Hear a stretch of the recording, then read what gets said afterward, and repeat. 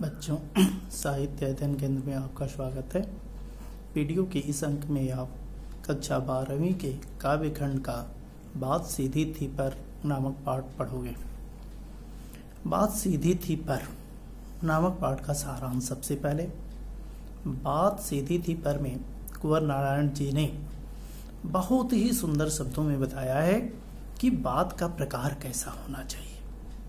कभी कभी होता क्या है कि बात में अलंकार उत्पन्न करने के लिए, चमत्कार उत्पन्न करने के लिए, बात को अति आकर्षक बनाने के लिए हम आवश्यकता से बढ़ करके उसमें परिवर्तन कर देते हैं, अलंकृत बनाने का प्रयास करते हैं, जिसके कारण बात बनने की बजाय बिगड़ जाती है।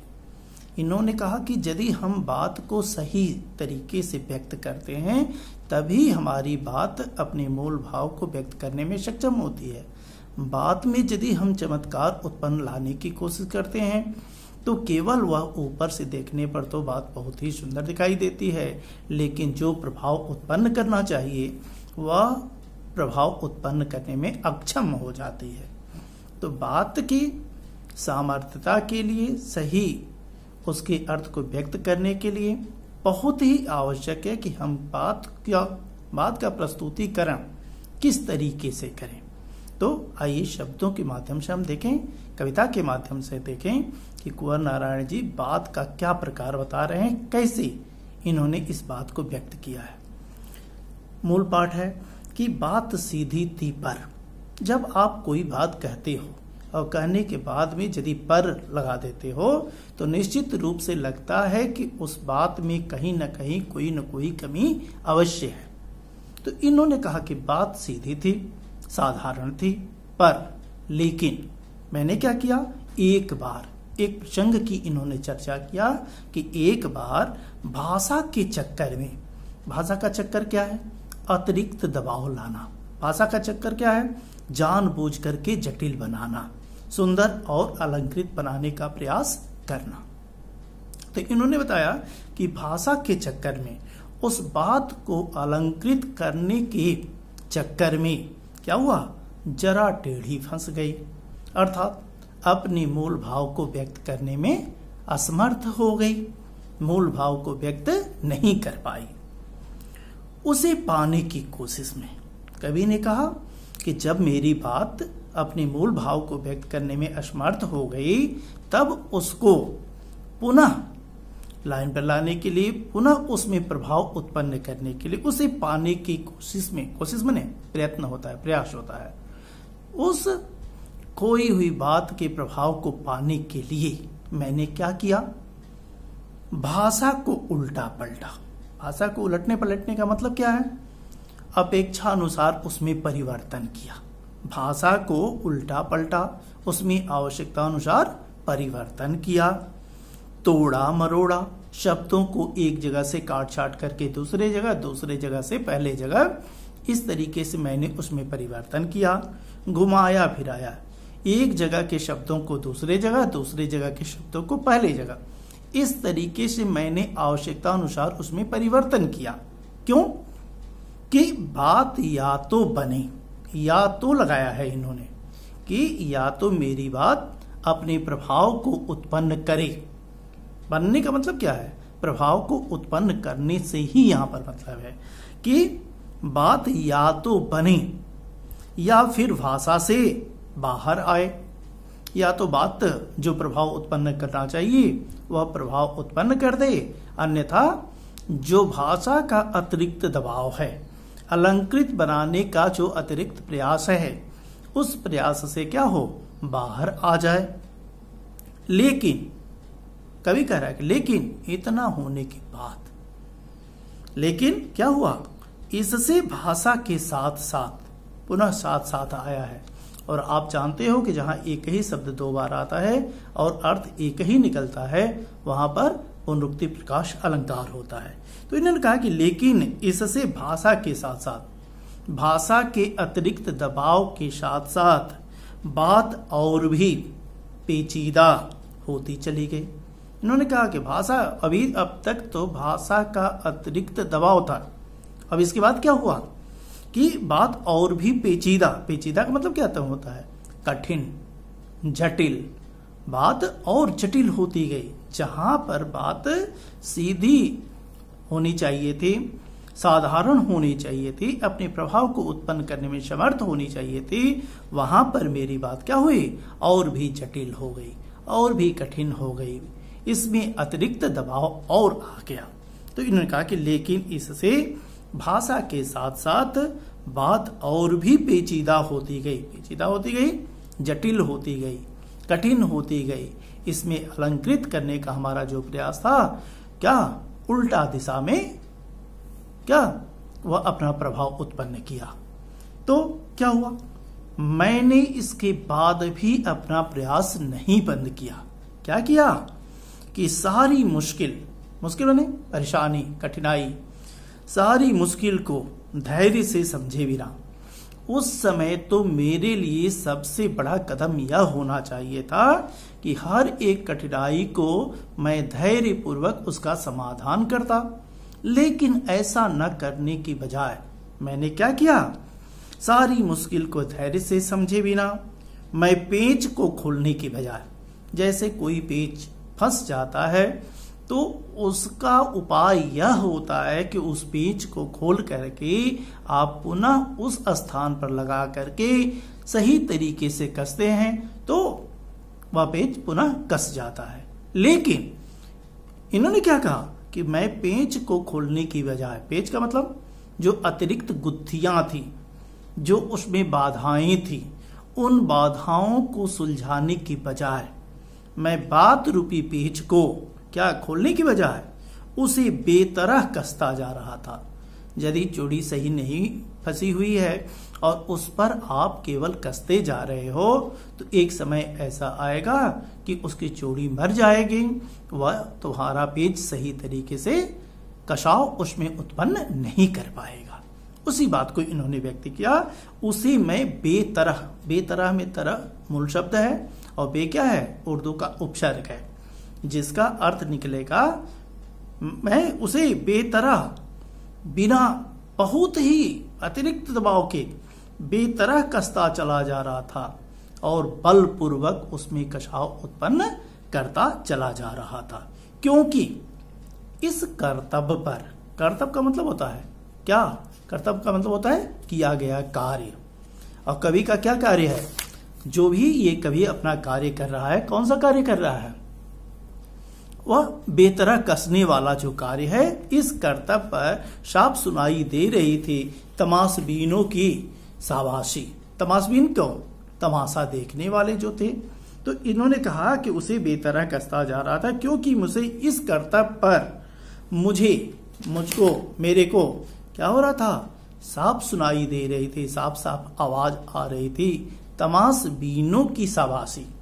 तमाशबीन माने तमाशा देखने वाले, जो तमाशा देखने वाले लोग थे, अर्थात इनके द्वारा किए गए मूर्खतापूर्ण कार्य को देख करके, सुन करके लोग फिर क्या शाबाशी भर रहे थे, वाह वाह कर रहे थे।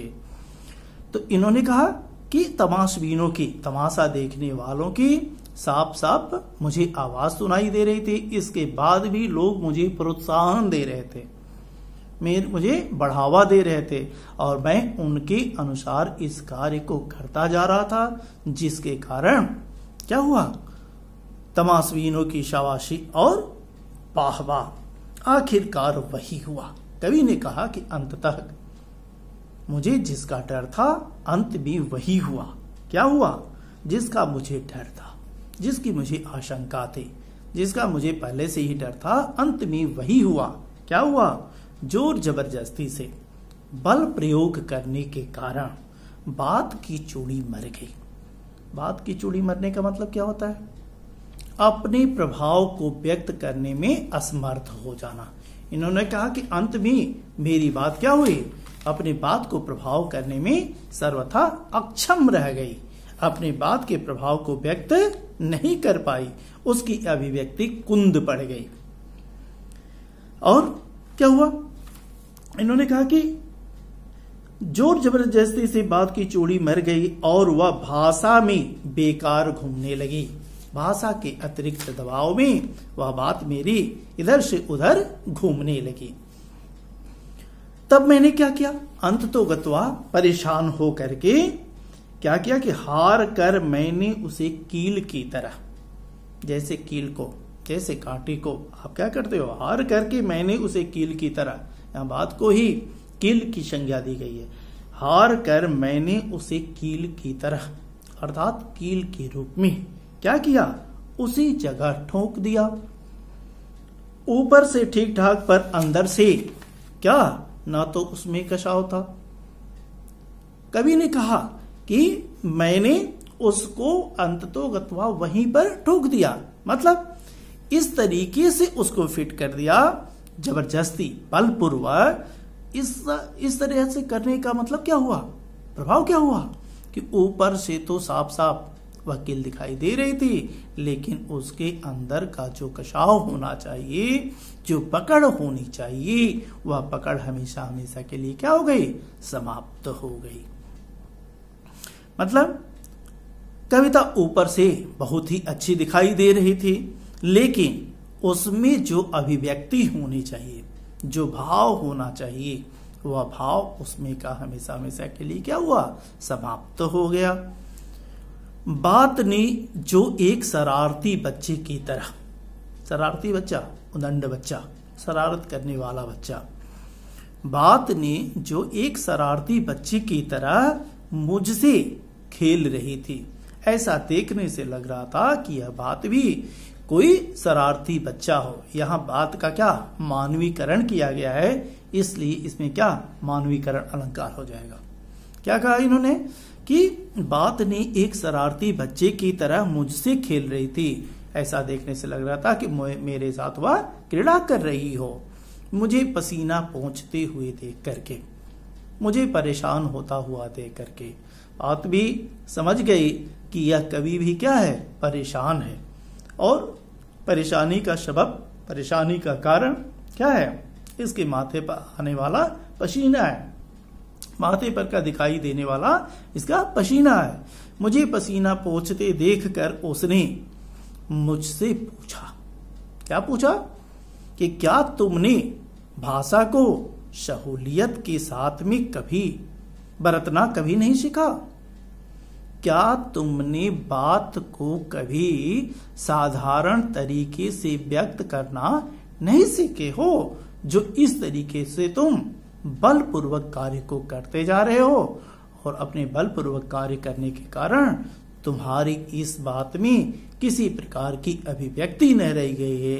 तुम्हारी बातें जिस भाव को व्यक्त करनी चाहिए, उस भाव को तुम्हारी बात व्यक्त नहीं कर पा रही है। तो यही है इनकी कविता बात सीधी थी पर। इस पर आधारित कुछ प्रश्न बनते हैं, और प्रश्नों के माध्यम से इसको पुनः एक बार हम क्या, रिवीजन के रूप में देखेंगे। क्या इन्होंने कहा कि भाषा के चक्कर से क्या आशय है, भाषा के चक्कर से क्या आशय है? भाषा के चक्कर से आशय है भाषा को जानबूझ करके जटिल, कठिन और अलंकृत बनाने का अतिरिक्त प्रयास करना। अगला, भाषा के किस दुर्गुण के कारण बात टेढ़ी फंस गई? भाषा के किस दुर्गुण के कारण, कौन सा इसमें कठिन आया कार्य? तो जटिलता, घुमाव फिराव, अलंकार, सौंदर्य, और उसमें अतिरिक्त दबाव ठूसने के कारण मूल बात अकथित रह गई। केवल अतिरिक्त बात को ही कभी व्यक्त करता रहा, अपनी मूल भाव को व्यक्त नहीं कर पाया। बात को पाने के चक्कर में कवि ने क्या किया? भाषा को तोड़ा मरोड़ा, घुमाया फिराया, और क्या किया? उल्टा पलटा। तो यह इस प्रश्न का उत्तर हो जाएगा। कवि द्वारा भाषा को तोड़ने मरोड़ने का दुष्परिणाम क्या हुआ? इन्होंने कहा कि उसका परिणाम, जहां पर कुछ दिखना चाहिए, उसका परिणाम क्या हुआ? परिणाम यह हुआ कि बात अपने मूल प्रभाव को व्यक्त करने की बजाय और क्या हो गई? पेचीदा हो गई, कठिन हो गई, दुरूह हो गई, भाव को व्यक्त करने में असमर्थ रह गई। अगला प्रश्न बनता है इस पर, काव्य सौंदर्य के लिए यदि देखें तो तोड़ा मरोड़ा, घुमाया फिराया जैसे सार्थक निरर्थक शब्दों का इसमें क्या किया गया है, प्रयोग किया गया है। भाषा का चक्कर, टेढ़ी फंसी आदि लोक प्रचलित शब्दों का इसमें क्या किया गया है, प्रयोग किया गया है। पेच खोलने का तात्पर्य क्या है? बहुत इंपॉर्टेंट, इस चैप्टर से यह प्रश्न बनता है कि पेच खोलने का तात्पर्य क्या है। पेच खोलने का शाब्दिक अर्थ पेच को खोलना, लेकिन पेच खोलने का तात्पर्य क्या है? अभिव्यक्ति के उलझाव को सुलझाने का प्रयास करना ही क्या है, पेच खोलना है। इन्होंने कहा पेच खोलने का तात्पर्य क्या है, तो अभिव्यक्ति के उलझाव को सुलझाने का प्रयास करना। सिर्फ इतना लिख दो, तुम्हारा 1 नंबर कंफर्म है। कवि बेतरह पेच कसता क्यों चला जा रहा था? अगला प्रश्न बनेगा कि कवि बेतरह पेच कसता क्यों चला जा रहा था? कवि हड़बड़ी और खींचबी बिना सोचे समझे क्या अभिव्यक्ति की जटिलता को और अधिक बढ़ाता जा रहा था। जहां उसे अभिव्यक्ति की जटिलता को सुलझाने का प्रयास करना चाहिए, वहां अभिव्यक्ति की जटिलता को और अधिक कठिन करता जा रहा था। क्यों ऐसा क्यों कर रहा था? क्योंकि तमाशबीन जो थे इसके पीछे वाह वाह कर रहे थे, उनकी शाबाशी इसको प्राप्त हो रही थी। अगला प्रश्न बनेगा, तमाशबीन वाह वाह किस लिए कर रहे थे? तमाशबीन, पुनः एक बार सुन लीजिए, तमाशबीन वाह वाह किस लिए कर रहे थे? क्यों? तमाशबीन तालियां बजा रहे थे। क्यों? इसके मूर्खतापूर्ण कार्य पर, कि कवि के द्वारा किया गया कार्य बिल्कुल विफल हो रहा है और इसके बाद भी कवि अपना कार्य करते जा रहा है। इसके मूर्खतापूर्ण कार्य पर लोग तालियां बजा रहे थे, शाबाशी दे रहे थे, वाह वाह कर रहे थे। अगला प्रश्न इस चैप्टर से बनता है कि कवि ने अपने किस कार्य को कर्तव्य कहा है? कवि ने अपने किस कार्य को कर्तव्य कहा है? कर्तव्य किया गया कार्य। कवि ने अपनी मूर्खतापूर्ण कार्य को क्या कहा है? कर्तव्य। मुझे इस कर्तव्य पर साफ सुनाई दे रही थी तमाशबीनों की शाबाशी और वाहवाह। तो अपनी मूर्खतापूर्ण किए गए कार्यों के कारण कवि ने उसको क्या कहा है? कर्तव्य की संज्ञा प्रदान किया है। ऐसे ही इसमें अत्यंत छोटे छोटे प्रश्न बनते हैं जिनका उत्तर आपको सीबीएसई बोर्ड में देना होता है, व्याख्या नहीं करना होता है। क्या इस पद्यांश का मुख्य संदेश क्या है? इस चैप्टर का सबसे बहुमूल्य प्रश्न है कि इस पद्यांश का मुख्य संदेश क्या है? इस पद्यांश का मुख्य संदेश यह है कि हमें अपनी बात को साधारण तरीके से ही प्रस्तुत करनी चाहिए। जिस तरीके से बात को प्रस्तुत करना है उसी तरीके से बात को प्रस्तुत करना चाहिए। उसमें भाषा का अतिरिक्त दबाव, अभिव्यक्ति की जटिलता आदि का प्रयोग नहीं करना चाहिए। अगला इससे प्रश्न बनता है कि बात की चूड़ी कब मरती है, या बात की चूड़ी मरने का आशय क्या है? बात की चूड़ी मरने का आशय है क्या? मूल प्रभाव को व्यक्त करने में असमर्थ हो जाना। बात जब अपने मूल प्रभाव को व्यक्त नहीं कर पाती है तो उसको कहा जाता है कि बात की चूड़ी क्या हो गई? मर गई, अर्थात प्रभाव को उत्पन्न नहीं कर पाई। बात की चूड़ी कब मरती है, उसका परिणाम क्या होता है? बात की चूड़ी तब मरती है जब उसके साथ में जबरदस्ती किया जाता है, ठूसा जाता है, मरोड़ा जाता है, तोड़ा जाता है। यानी जबरदस्ती ठूसम ठूस से क्या होती है? बात की चूड़ी मर जाती है, अपने प्रभाव को व्यक्त करने में असमर्थ हो जाती है। उसका परिणाम क्या होता है? परिणाम यह होता है कि बात प्रभावहीन हो जाती है। सीधे एक शब्दों में कह दो कि बात प्रभावहीन हो जाती है। अगला प्रश्न बनता है, बात की तुलना शरारती बच्ची से क्यों की गई है? शरारती बच्चे भी जब शरारत करते हैं इधर उधर दौड़ भाग करते हैं, माता पिता स्वजन उसको पकड़ने की कोशिश करते हैं लेकिन उसको पकड़ने में असमर्थ हो जाते हैं। वैसे ही बात भी क्या कभी कभी क्या वह पकड़ में नहीं आती है, कभी की पकड़ से बाहर हो जाती है।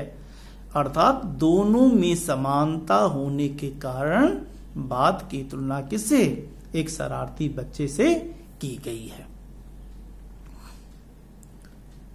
तो कभी कभी इस काव्यांश, पुनः वही पूछ रहा है, इस काव्यांश का मूल संदेश क्या है। इस पूरे चैप्टर में काव्यांश का मुख्य संदेश केवल एक ही है, कोई दूसरा नहीं है। यहां पुनः एक बार मैं बता दूं कि बात का मानवीकरण किया गया है, इसलिए क्या मानवीकरण अलंकार है। क्योंकि शिल्प सौंदर्य में आप अलंकारों का जब वर्णन करते हो तो उसमें आपको लिखना होगा कि इसमें मानवीकरण किया गया है। भाषा, अब पहला क्या हो जाएगा, इसकी भाषा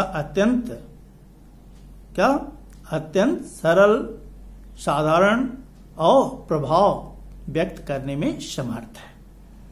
दूसरा क्या है, इसका हो जाएगा अनुप्रास की भी इसमें छटा है, जोर जबरदस्ती, ज वर्ण की आवृत्ति आने के कारण यहां पर क्या अनुप्रास अलंकार हो गया है। तो अगले वीडियो में इस चैप्टर के जितने भी प्रश्नोत्तर हैं उस प्रश्नोत्तर की मैं चर्चा करूंगा। आज के लिए बस इतना ही, धन्यवाद।